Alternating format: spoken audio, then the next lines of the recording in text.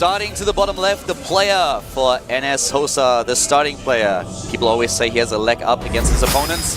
NS Hosa MADBULL. Such an interesting ID, very aggressive. Very known for his ceremonies. Going for a bit of a unicorn style with his hair here, as you can see. To the top right, cross position, we have his opponent. One of the players with the fastest fingers in the league. LGIM Khaldor. Very quick. You know, he looks so different without his glasses. Yeah, he looks really different today. You know, Khaldor so far in this season was not looking too sharp against Protoss, but he faced very strong opponents. He played, in total, he played 9 maps and he lost 5 of them, so he has a 44% win ratio in the map record against Protoss. But he played against opponents like Alicia, SOS and Crank, so all those players supposedly a lot better than MADBULL, and therefore I would definitely give him the edge here over the Protoss play. MADBULL, he didn't win a single map this season just yet against Zerg. He lost the gold with a O2. That was in the IPL qualifier for the Heart of the Swarm Invitational. Yep. It was actually an online tournament. If you then look at his offline record, then it actually doesn't look too different because he didn't play any offline matches against Zerg just yet. Yeah, not yet. This is his first time. Now, looking at build orders here, we have a gateway opening for MADBULL. Very much MADBULL-esque what we're seeing here. He's shown us builds like this in the past. I think he played a gateway opening in the preseason against a different Zerg. The thing with MADBULL just is that he's not afraid to use some cheese against you. He likes to be aggressive, and he also knows that when it comes to a long macro game, he can do it. But that's still one of the positions where I would give the LGIM players the edge because they have much more experience. So being very aggressive and hitting a timing might be the strategy that MADBULL is trying to execute here. Something that we're going to find out very soon. But first of all, Khaldor, of course, has to identify what's going on. And to be honest with you, with the Overlord spreads that we have so far, I don't think he's going to realize that. He's probably going to go for a very early third base, and therefore MADBULL will have a bit of a timing that he could use to put pressure on this third and maybe even take it down. Yeah, you know, Khaldor left a drone patrolling at the front just to make sure he wasn't going to get cannoned. But with how long he left it there, it almost begs the question of whether he should have just sent it to Drone Scout, because now he has no idea. Yeah, there we have a few information also about the WCS Korea Season 2 Star League. You can come to the Gangnam studio and you can actually listen to the global broadcast. So usually we have the audio being in Korean, but for the second season you can listen to the English audio in the studio. That's actually pretty cool. So if you're a foreigner and you're in Seoul for the second season, definitely make sure that you come to Gangnam. And it's actually Samsung Station and not Gangnam Station. Right, and this is all not only for the Premier League, but also for the Challenger League as well that you and I will be casting. Yeah. Even though there's no OGN broadcast for that league, we're still doing it in English here, so come watch. Everyone's going to be in the studio, the players included. A few gateways being added here. He's going up to just 3. A very... Oh, no, he's going to 4, so he's definitely going to put some heavy pressure on. And the Zerling, did he see that? That's the big question. He didn't see it. Nice. That is really important now for MADBULL. That's actually a really good move for him. That was so important that Khaldor didn't see what was going on. And you know, Khaldor actually didn't get that early third base. He went into hatch before pool. You touched on that topic already earlier. He left the drone, as you already said, at the natural, because with the opening that he chose, he knew that he is very vulnerable against cannon rushes. But at this point, Khaldor, even though not getting a third base, doesn't know that he's up against such aggressive timing, so this could do a lot of damage. Yeah, this could certainly do a lot of damage. Right now, he has only 1 Zerling on the map. The second one was killed by the Mothership Core.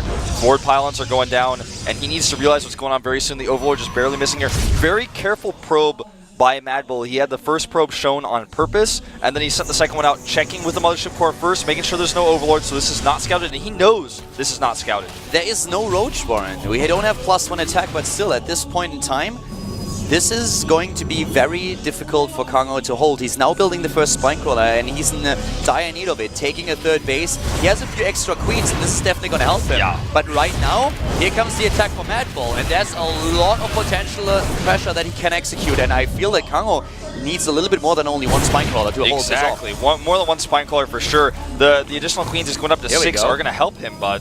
Yeah, he's getting the second Spinecrawler right now, but MADBULL is already following this up with the Twilight Council. Might go into DTs. The queens really being the key here for Khaldor. With 6 queens in total, he can do a lot against this, especially if he's able to buy himself a bit time so that those 3 Spinecrawlers are there. As soon as the Spinecrawlers are up, this aggression is the over. attack is done when that happens. Cancels the Twilight and restarts it. Weird, probably a misclick there. Yeah, probably a misclick, and that costs him a bit of time. Supplier block for Kango here, not what you want, but with the spine crawlers that he has, he should be fairly safe against this. I think that he may just go into Blink and try to hit a second timing, but the DT is also a very strong possibility. He doesn't have his third and fourth gas, so that's a little bit strange. Into Archons with charge. It's also something that he could pull off. Yeah. Go into the Dark Shrine, use the Dark Shrine here, then get the Archons as soon as there's detection. He cancels it again.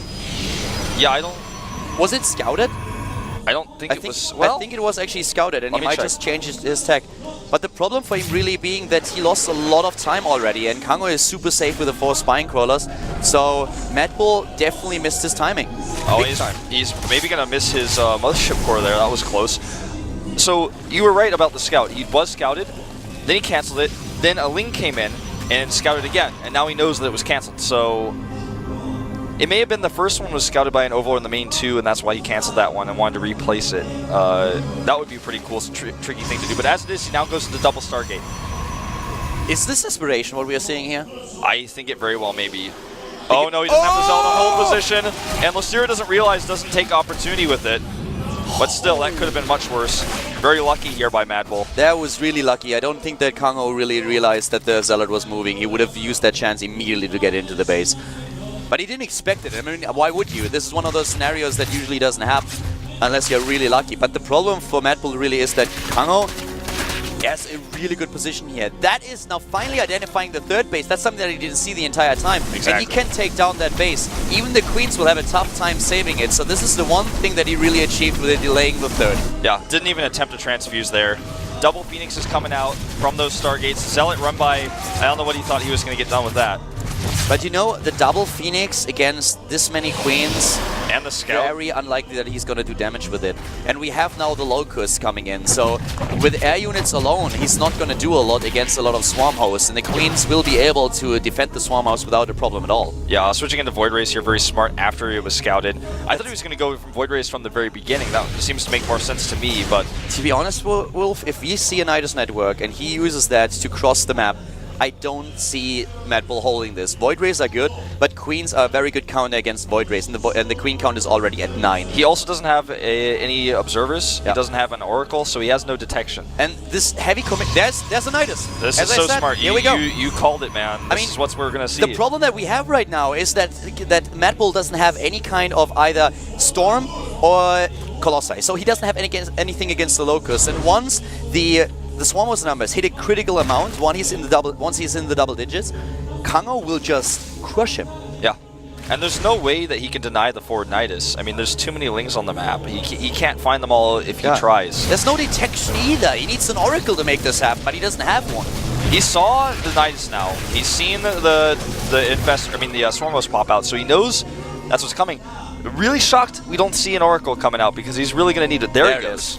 Yeah, he needs the Oracle and he knows it. He needs detection, he needs something. But there is the Overseer moving in, and if he drops the Nidus right now, there it is. But it's being scouted. He needs more than one Zealot though, I think. Well, actually, he may get that down. Yeah, he will. But there is going to be a second one fairly soon. There we go. He just needs something to cross this map. Nice. Just outside the range of the Zealot. And remember, the reason why I thought the Zealot couldn't get it is because it doesn't have +1. Turns out the Zealot can still get those. It's too late. He sees it now, but it's way too late. The Queens pop out. Queens can transfuse if need be. They don't even have to. Too many Queens. He needs to get those Swarm Hosts in position, though. Yes. I think this is a dire mistake by MADBULL not trying to focus that down because now it's way too late. This is way too many Swarm Hosts for him to handle. He cannot deal with this. It was important for MADBULL to realize what was happening here, but maybe with that flank. Here come the Swarm Hosts. The Queens are trying to do what they can. The Transfuse are going down, maybe a little bit too late, but with the Locust in the picture, it's just too much DPS for MADBULL to handle. Locust trash Zealots. The Zealots will have no chance against them, and I mean, they just have so many hit points, they do so much DPS. And yeah, this Oracle can detect, but he doesn't have anything to kill these units with. That's nice. I like that at least. Yeah. More Queens are being built. MADBULL is on 3 bases. This is definitely one of those situations where Kango is a little bit on a clock. He's defending his 3rd base right now against a bit of a Zealot run by that we had. There were only 2 of them, so no biggie. But at this point, Kango is applying a lot of pressure against MADBULL, and with additional queens, he should be able to save all these Swarm hosts. Ah, and even another Nidus in the main base now. He has to send that Zealot over. Actually, I think that's a changeling. He doesn't realize. I don't think he sees it. No, he doesn't. He sends nothing to deal with it. He must not know he's making a forge there, but dude, there's a Nidus. And he is gonna have a lot of problems right now in the main base. Here are the queens. The warp in is just too late. Yeah, too late indeed. Meanwhile, his 3rd base is not mining. Lings went over there. He didn't have a defense. The recall here is decent.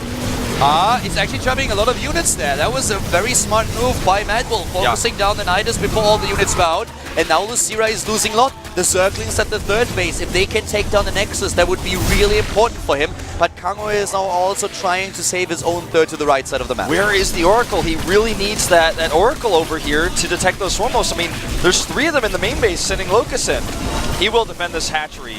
Yeah, the execution for Kango is actually a little bit scrappy here, but at the same time, I feel he still has the upper hand here. Even though we have a 40 supply lead currently, or 30 supply lead for MADBULL, he's struggling a lot, especially against the borrowed units. Yeah. I think that at this point, MADBULL needs to send a Void Ray or 2 over to that hatchery to try to snipe it. If he just lets that hatchery go, it's not going to work out. Yeah. There he goes, sends these units over. Well, he's going to actually just fight these Swarmos instead. The queen count is at 10, and I really like that, but I feel that Kango should try to go into additional tech. He should try to get a few infestors out. The issue for him really being that his 3rd base is so much delayed that his economy is in shambles. He needs to deal with those Void Rays, and I'm just not sure if he can. Oracle detects here. He's targeting down most of those Swarmos, and there's not enough queens here now. Kango's execution of this build is really... It's off. It's very bad. It's actually bad. Yeah, it's certainly not going to work out for him. He will snipe this Nexus. Maybe 100 hit points left. Oh, it could happen. It's so close. It's so close. 52, and the hatchery is sniped. I think Kango may be dead. He doesn't have any more cards in the deck to draw here. MADBULL is... I mean, he's really trying to make this happen with the Void Rays, but he is actually... He's benefiting from Kango's bad execution of this build. Yeah, Kango had such good timings here. And the one thing that MADBULL really did was detect those early Nidus networks so that he could deal with them. But really, Kango not having his queens together in most of those attacks. And this one attempt to go into the main base with the Nidus, I don't know why he tried to get those Swarmos and the queens in the main base. I would have loved to see Lings in the main base. Yeah, or just try to send more units to the 3rd base instead. That was where he lost most of his queens, and when he lose, well, not most of them, but a lot of them, and that meant that he didn't have enough anti-air. Nidus network in the main base, using Zerglings to distract MADBULL and apply additional pressure with the Swarmos and the queens, and either the natural or the 3rd base. That would have been the key here. But he is falling apart, and for no reason whatsoever. They were all cards. The cards were stacked in his favor. Yeah, they certainly were. Nice network here again, not detected. Does he have enough energy for a recall? He does, so I think he's just going to ignore this for the time being and recall back home if he needs to. And even though MADBULL was in a really bad spot, now he's the one who's suddenly applying pressure, and he has a 60 supply advantage. And the queens, this is like the last hope that Kango has in the main base of his opponent. Then here comes the recall. Yep, recalls while sending Zealots to the 3rd base. Another thing that you usually want to have as Zerg play if you execute his strategy is a few Spore Crawlers with it, but he doesn't have that. And the queens there, not enough of them. I'm sorry, Kango, but that's not going to happen. This is not going to happen. You're so right. The hatchery on the right side of the map being targeted down is killed just barely. And this is game. I mean, he has no fallback here. Neither player with any upgrades either. Kango would have liked to have Carapace upgrades and the melee or the missile upgrades for these Locusts as well. He just doesn't have it. I wouldn't count out Lucira right now for the one simple reason that Lucira is very good at macro gaming. And if MADBULL gives him an opening, he will use the chance to get back into the game. But you're completely right. If from this point on MADBULL doesn't make any major mistakes, he should win the game. I mean, there should be no question that he's going to take this match. But we have seen MADBULL choke in the past. Maybe Kango can come back here. Yeah. But as you said, it's his game to lose. I don't really see it happening either. It's like the situation for MADBULL is just way too good. Yeah, and I mean, a few Spore Crawlers up at the 3rd base for Lucira, but only 2 Spore Crawlers against this many Voiders. Even without the charge up, that's not going to work. But let's be honest, this is a very scrappy game by both players. MADBULL trying a 4-gate attack at the beginning, missing his timing. Kango with a really great defense here. Didn't even have to use it, but then we had him in such a huge technical, tech lead that MADBULL was basically dead, but Kangho messed it up. There were no Spore Crawlers, the Queens were not all together, he didn't execute it well, and now suddenly it is MADBULL who is the one calling the shots here. Yeah, it's just all about the Infestors here. This is the last final chance for Lucira. Can he hold on here? Nice micro on that Oracle. 22 Void Rays against 6 Queens, even with the 7 Infestors that we have, this is not gonna happen. GG. And you know, good